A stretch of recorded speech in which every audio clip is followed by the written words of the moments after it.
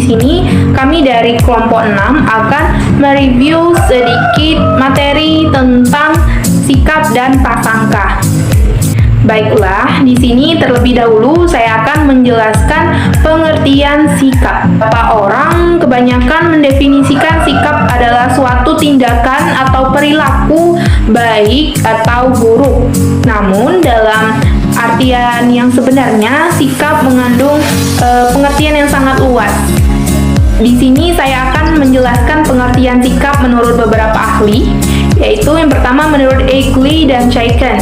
Sikap adalah kecenderungan psikologis yang diungkapkan dengan mengevaluasi suatu entitas tertentu dengan beberapa tingkat dukungan atau ketidaksukaan. Yang kedua, menurut Myers, sikap adalah reaksi evaluatif yang menguntungkan atau tidak baik terhadap sesuatu atau seseorang yang ditunjukkan dalam kepercayaan seseorang, perasaan, atau perilaku yang diinginkan. Apa mengandung 3 komponen penting. Yang pertama, itu komponen kognitif, merupakan representasi apa yang dipercayai oleh individu pemilik sikap. Yang kedua, komponen afektif, merupakan perasaan yang menyangkut aspek emosional. Yang ketiga, komponen perilaku atau tindakan atau konatif, merupakan aspek kecenderungan berperilaku tertentu sesuai dengan sikap yang dimiliki oleh seseorang. Dari berbagai definisi sikap menurut ahli tadi, dapat kita ambil kesimpulan beberapa hal tentang sikap. Yang pertama, sikap adalah kecenderungan bertindak, berperilaku, berpersepsi, dan merasa dalam menghadapi objek, ide, situasi, atau nilai. Yang kedua, sikap bukanlah sekedar rekaman masa lampau, namun juga menentukan apakah seseorang harus setuju atau tidak setuju terhadap sesuatu ataupun seseorang. Baiklah, demikian penjelasan dari saya. Selanjutnya akan dilanjutkan oleh rekan-rekan saya. Terima kasih kepada Kak Bella atas kesempatan yang telah diberikan kepada saya. Di sini saya akan menjelaskan materi mengenai pembentukan dan perubahan sikap. Sebagian orang berpendapat bahwa ada faktor-faktor genetik yang berpengaruh pada terbentuknya sikap. Meskipun begitu, sebagian besar ahli psikologi sosial berpendapat bahwa sikap terbentuk dari pengalaman dan melalui proses belajar. Pandangan ini mempunyai dampak terapan, yaitu bahwa berdasarkan pendapat ini dapat disusun berbagai upaya, pendidikan, pelatihan, komunikasi, penerangan, dan sebagainya untuk mengubah sikap seseorang. Selanjutnya, ada 4 faktor yang mempengaruhi proses pembentukan sikap seseorang. Yang pertama, adanya akumulasi pengalaman dan tanggapan tipe-tipe yang sama. Seseorang mungkin berinteraksi dengan berbagai pihak yang mempunyai sikap yang sama terhadap suatu hal.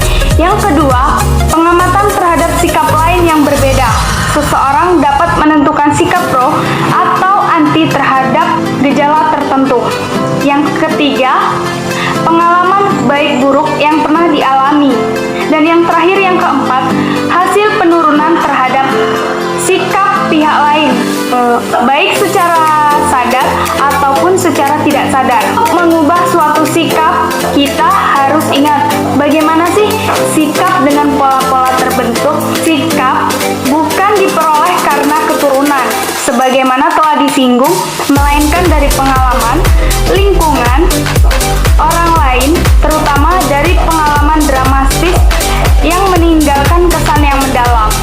Karena sikap sebagian besar berkaitan dengan emosi. Kita lebih mempengaruhinya melalui emosi pula, yaitu dengan pendekatan yang ramah tamah, penuh pengertian, dan kesabaran. Baik, terima kasih. Materi selanjutnya akan dijelaskan oleh Kak Jaitun kepada Kak Al-Zaitun dipersilahkan. Faktor-faktor yang mempengaruhi sikap. Nah, faktor-faktor yang mempengaruhi sikap ini ada 6. Yang pertama, pengalaman pribadi. Nah, apa yang telah dan sedang kita alami akan ikut membentuk dan mempengaruhi penghayatan kita terhadap stimulus sosial. Kemudian yang kedua, pengaruh orang lain yang dianggap penting. Orang lain yang ada di sekitar kita merupakan salah satu di antara komponen sosial yang ikut mempengaruhi sikap kita. Seseorang dianggap penting oleh orang lain yang kita harapkan persetujuannya bagi setiap gerak, tingkah, dan pendapat kita. Nah, seseorang yang tidak ingin kita kecewakan tersebut atau seseorang yang berarti khusus bagi kita akan mempengaruhi pemberian sikap kita terhadap sesuatu. Contohnya, orang tua, teman sebaya, teman dekat, guru, istri, suami, dan lain-lain. Kemudian yang ketiga yaitu pengaruh kebudayaan. Kebudayaan di mana kita hidup dan dibesarkan mempunyai pengaruh besar terhadap pembentukan sikap kita. Yang keempat, media massa. Sebagai sebuah sarana komunikasi, berbagai bentuk media massa seperti televisi, radio, surat kabar, majalah, dan lain-lain mempunyai pengaruh besar dalam pembentukan opini dan kepercayaan. Adanya informasi baru mengenai sesuatu hal memberikan landasan kognitif bagi terbentuknya sikap terhadap hal tersebut. Kemudian yang kelima yaitu lembaga pendidikan dan lembaga agama. Lembaga pendidikan serta lembaga agama sebagai suatu sistem mempunyai pengaruh dalam pembentukan sikap dikarenakan keduanya meletakkan dasar pengertian dan konsep moral dalam arti individu. Kemudian yang keenam yaitu pengaruh faktor eksternal. Tidak semua bentuk sikap dipengaruhi oleh situasi lingkungan dan pengalaman pribadi seseorang. Kadang-kadang, sesuatu bentuk sikap merupakan pernyataan yang didasari oleh emosi yang berfungsi sebagai penyaluran frustasi atau pengalihan bentuk mekanisme pertahanan ego. Nah, kadangkala sikap kita terhadap orang atau sesuatu tersebut bisa saja berubah. Apa saja sih faktor yang mempengaruhi perubahan sikap tersebut? Nah, faktornya ada dua, yaitu faktor internal dan faktor eksternal. Faktor internal sendiri yaitu faktor yang terdapat dalam pribadi manusia itu sendiri, berupa selektivitas atau daya pilih seseorang untuk menerima dan mengolah pengaruh-pengaruh dari luar. Pilihan tersebut berhubungan erat dengan motif-motif dan attitude-attitude di dalam diri pada waktu tersebut, disesuaikan dengan motif, minat, dan perhatiannya. Kemudian yang ketiga yaitu faktor eksternal, yaitu faktor yang terdapat di luar pribadi manusia, berupa interaksi sosial dari luar kelompok dengan hasil kebudayaan manusia, biasanya melalui media komunikasi berupa media massa, serta pembentukan dan perubahan sikap terjadi dengan sendirinya. Oke, baik rekan-rekan semua, saya akan melanjutkan penjelasan materi yaitu tentang konsep teori sikap. Nah, jadi konsep teori sikap ini yang pertama ada teori keseimbangan. Jadi untuk teori keseimbangan sendiri ini, teori ini berfokus pada upaya individu itu sendiri untuk tetap konsisten bersikap dalam hidupnya. Nah, bentuk sederhana itu melibatkan hubungan antara seseorang dengan dua objek sikap. Nah, ketiga elemen tersebut dihubungkan dengan sikap favorable atau bisa kita katakan baik, suka, dan positif. Dan sikap unfavorable atau bisa kita katakan buruk, tidak suka, ataupun negatif. Pembentukan sikap ini juga dapat seimbang dan juga tidak seimbang. Contohnya situasi seimbangnya itu sikap positif misalkan terhadap si A, yaitu sikap mengerti, sikap menerima, menghormati, menghargai, dan memperlakukan si A itu dengan sewajar-wajarnya dan baik gitu kan. Itu untuk teori keseimbangan. Nah, yang kedua teori konsistensi kognitif efektif. Nah, teori ini berfokus pada bagaimana seseorang itu berusaha untuk membuat kognisi mereka konsisten dengan efeksinya. Nah, penilaian seorang terhadap suatu kejadian akan mempengaruhi keyakinannya. Contohnya ya, saya contohkan, seseorang tidak jadi makan di restoran A, karena temannya tadi bilang bahwa restoran tersebut tidak halal gitu kan, padahal ia belum pernah makan di sana. Nah, seperti itu untuk teori konsistensi kognitif efektif. Yang selanjutnya teori yang ketiga, teori ketidaksesuaian. Jadi untuk teori ini sendiri berfokus pada individu yang menyelaraskan elemen-elemen kognisi, pemikiran, atau struktur. Teori ini disonasi atau ketidakseimbangan, yaitu pikiran yang amat menekan dan memotivasi seorang untuk memperbaikinya. Terdapat dua elemen kognitif di mana disonasi ini terjadi jika kedua elemen tidak cocok sehingga mengganggu logika dan pengharapan. Misalnya ya, saya contohkan, merokok membahayakan kesehatan. Konsonansi dengan saya tidak merokok, tetapi disonasi dengan perokok. Nah, yang terakhir yaitu teori atribusi. Apa sih teori atribusi ini? Jadi teori ini berfokus pada individu yang mengetahui akan sikapnya dengan mengambil kesimpulan dari perilakunya sendiri dan persepsinya tentang situasi. Nah, untuk implikasinya sendiri, seperti perubahan perilaku yang dilakukan seseorang yang mana menimbulkan kesimpulan pada seorang tersebut bahwa sikapnya itu telah berubah. Nah, saya contohkan ketika memasak setiap ada kesempatan gitu kan, dan ternyata baru sadar jika dirinya itu sudah memasak atau hobi memasak. Nah, seperti itulah contoh dari teori atribusi. Mungkin itu saja penjelasan dari saya. Mungkin akan dilanjutkan oleh rekan-rekan saya selanjutnya. Terima kasih. Saya di sini akan bahas materi tentang prasangka. Baik, materi pertama yang kita bahas dari prasangka yakni pengertiannya, di mana prasangka atau prejudis berasal dari bahasa Latin prejudicium yang pengertiannya sekarang mengalami perkembangan sebagai berikut. Yang pertama, semua diartikan sebagai suatu prosedur, artinya keputusan yang diambil atas pengalaman yang lalu. Yang kedua, dalam bahasa Inggris mengandung arti pengambilan keputusan tanpa penelitian dan pertimbangan yang cermat, tergesa-gesa atau keputusan yang tidak matang. Yang ketiga, untuk mengatakan suatu prasangka dipersyaratkan melibatkan unsur emosional atau suka dan tidak suka dalam keputusan yang telah diambil tersebut. Nah, secara harfiah, prasangka dapat diarti atau diberi pandangan oleh para pendapat yaitu sebagai anggapan dasar, prasangka, pendapat pendahuluan dan sebagainya yang disebabkan oleh sifat yang tidak menetap. Nah, prasangka dapat menjurus pada pengertian yang baik dan pengertian yang jelek, positif dan negatif, sehingga merupakan pendapat yang berubah-ubah atau diubah, dipengaruhi dan digunakan untuk menafsirkan segala fakta tanpa berdasarkan fakta yang meyakinkan. Artinya di sini, prasangka sebagai prapendapat dapat diubah dan mengubah fakta yang diterima dan dikumpulkannya, yang mungkin positif meyakinkan atau negatif mengabulkan ataupun menguntungkan dan merugikan dan juga melemahkan. Nah, di sini prasangka mempunyai 3 aspek yang kurang menguntungkan, yaitu yang pertama, mencerminkan keadaan yang tidak sehat pada orang. Yang kedua, ketiga, prasangka melahirkan kerusakan di seluruh kelompok sosial. Menurut John Farley mengklasifikasikan prasangka ke dalam 3 kategori. Yang pertama yaitu prasangka kognitif. Ini merujuk pada apa yang dianggap benar. Komponen ini melibatkan apa yang dipikirkan dan diyakini oleh subjek mengenai objek prasangka. Dan stereotip adalah salah satu contoh bentuk dari komponen kognitif ini. Dan yang kedua yaitu prasangka afektif, yakni merujuk pada apa yang disukai dan tidak disukai, dan melibatkan atau emosi negatif individu yang berprasangka ketika berhadapan atau berpikir tentang anggota kelompok yang tidak disukainya. Dan yang ketiga yaitu prasangka konatif, yang merujuk pada bagaimana kecenderungan seseorang dalam bertindak.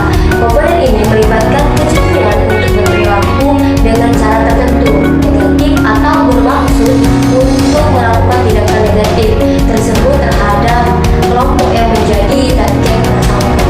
Setelah mendengarkan penjelasan dari pengertian prasangka dari penulis, di sini saya, Kak Inaya, akan menjelaskan lebih lanjut apa itu faktor-faktor yang mempengaruhi prasangka tersebut.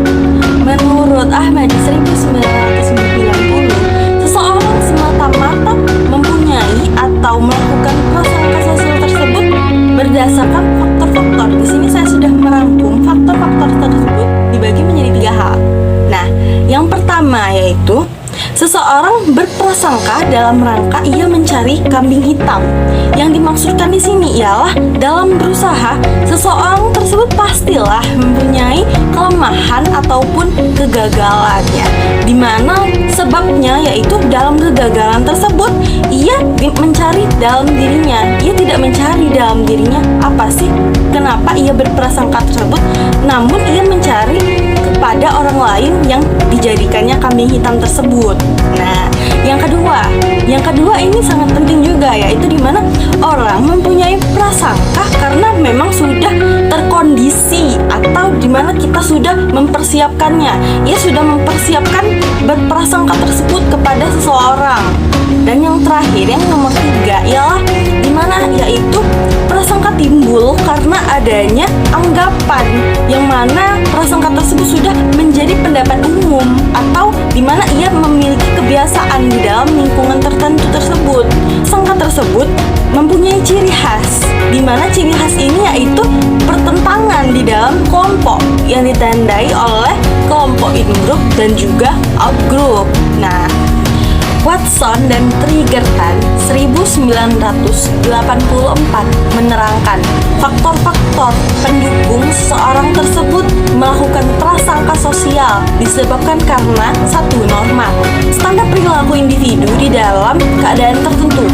Hal ini menjelaskan bahwa orang tersebut berprasangka bukan karena dirinya, tetapi semata-mata individu tersebut konform terhadap norma yang berlaku di dalam lingkungan sosialnya. Yaitu selain itu seseorang berprasangka dikarenakan normanya tersebut memuat dimana menuntut individu tersebut untuk berprasangka. Yang kedua yaitu peranan media massa. Di sini peranan media massa tersebut sangat penting ya dalam mempengaruhi seseorang dalam berprasangka sosial, di mana yang mempunyai arti besar dari mendukung. Dia mendukung orang tersebut berprasangka sosial itu ya media massa tersebut. Dan yang terakhir yaitu adanya faktor kognitif dalam berprasangka sosial, yaitu cara berpikir seseorang yang negatif terhadap orang lain atau kelompok tertentu sehingga menimbulkan prasangka sosial tersebut. Begitu teman-teman sekalian. Nah, di sini juga saya akan menjelaskan lebih lanjut mengenai bagaimana upaya kita dalam mengatasi prasangka tersebut sih. Bagaimana kita mengatasi prasangka di dalam diri kita sendiri ya. Nah, sesungguhnya kita mustahil bahwa prasangka dapat dihilangkan. Mengapa?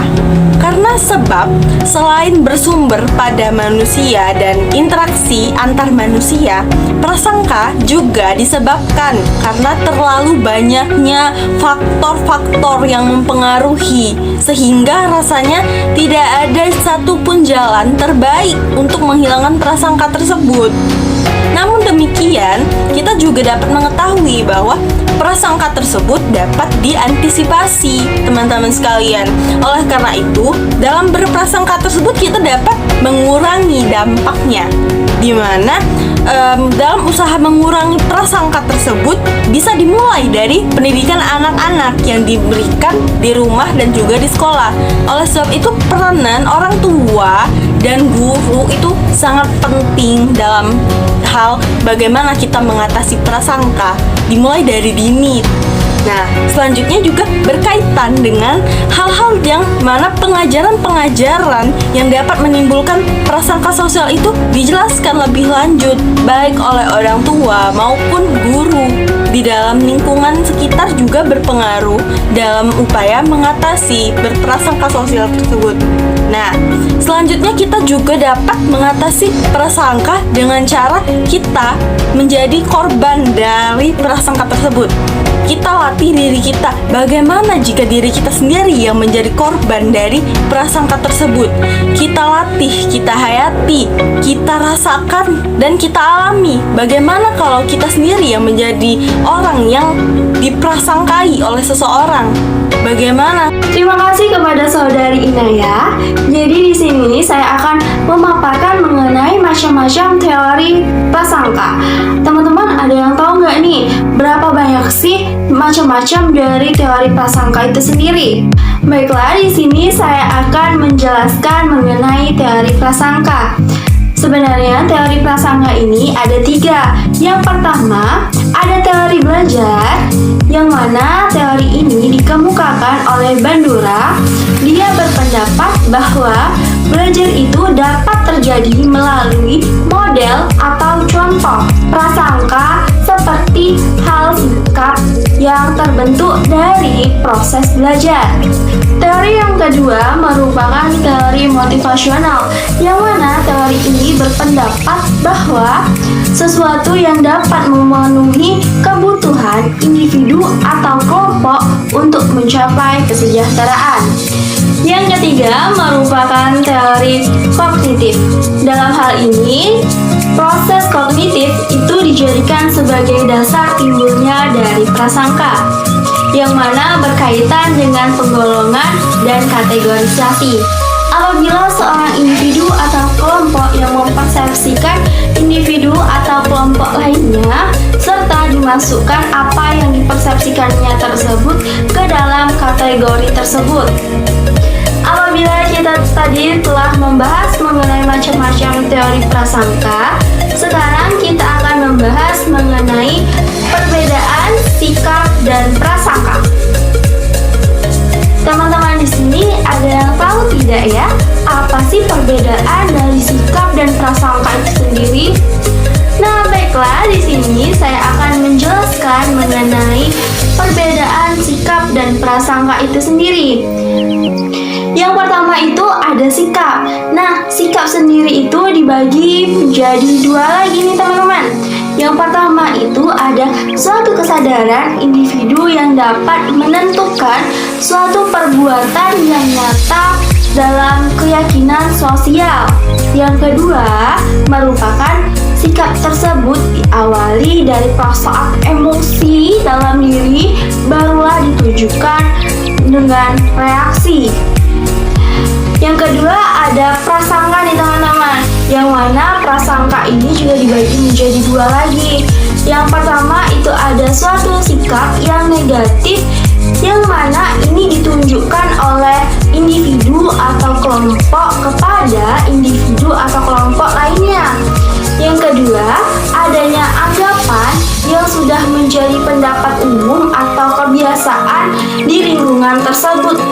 Baiklah, terima kasih telah menyaksikan video pembelajaran dari kelompok 6. Sampai jumpa di lain kesempatan. Bye-bye.